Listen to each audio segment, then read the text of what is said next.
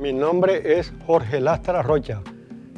Soy propietario de la finca Amalia Elvira conjuntamente con mi esposa Amalia Cantillo de Lastra.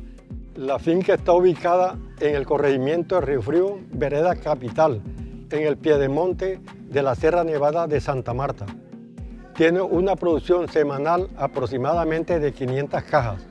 Les agradezco a los compradores europeos que se hayan fijado en la finca Amalia Elvira para la compra de nuestros productos.